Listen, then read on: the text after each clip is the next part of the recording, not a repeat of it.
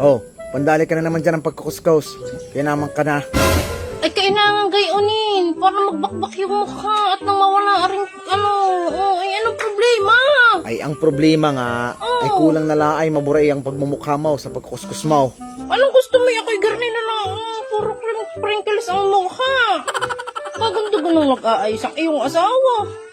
Oh, dati nga ako'y naligo ay sabong panlabala. Ingay nakaluag-luag ay meron ng mga pangkuskus. Ibit magagalit ka. Kaya naman babaeng ari, hindi naman ako nagagalit sa iyo. Ang akin lang ang ibig sabihin, ay sobrang-sobra mo namang makuskus ang mukha mo. Ay mapupunit na ay. Kainam nung ang asawa mo'y pag iyong kaholdinghin sa labs ay pagkakaganda. Hindi yung pagka ang iyong asawa ay kaholdinghin may nagmumukhang iyong ina. Ay, ba ito? Hindi kang matuloy ang asawa ay nag-aayos ng sarili. Ayaw mo ang iyong asawa ay pula lagi ang labi, nakalipistik. Ay, nasasabihan na ngayon, abay, mag-ayos-ayos naman ikaw kahit ikay nasa bahay. Iba'y ikay ayaw. Dapat ikaw kaunang-unahang nagsasabi nun sa akin. Ayusin mo yung iyong tingin. Ay, aba po. Kainaman na ikaw Oliver. Ay bakit ako pa ngayon? Ay ako lang na may nag-aalala sa iyong tao ka at baka naman sa halip na gumandang babae, ay lalo ka nang sumama. Ay Diyos ko po. Ay di kagaling nang yung ayos na ang pagmumukha mo. Ay lalagyan mo pa ng lalagyan ng mga kinukuskus mo yung sari-sari na. Ako'y payagan mo nang mag-ayos ng mukha at sasama nagang ari bago'y pababayaan po. Kainaman no.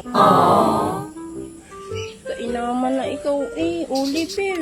Ay pinapayagan naman kita Ikaw lang napakaraming arte, napakadami mo pang satsat. At saka sino kang Oliver?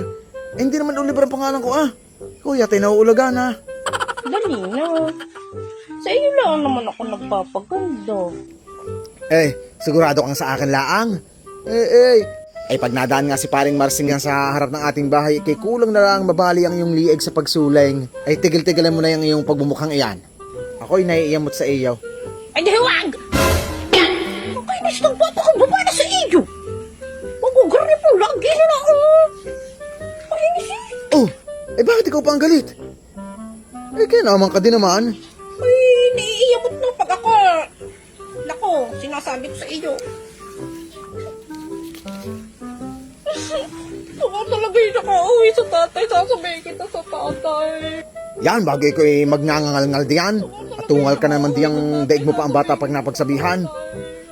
Talagang tong taong ito, nasabihan lang ng kaunti kala mo na may dinadamdam maigay. Ikaw, bahala kung gusto mo ituloy ang pagkuskus sa mukha mo ngayon pag nabura. At pag-iisong ko sa isang ari iba ng mukha mo, ay siya, mapapalayas ka dito sa ating.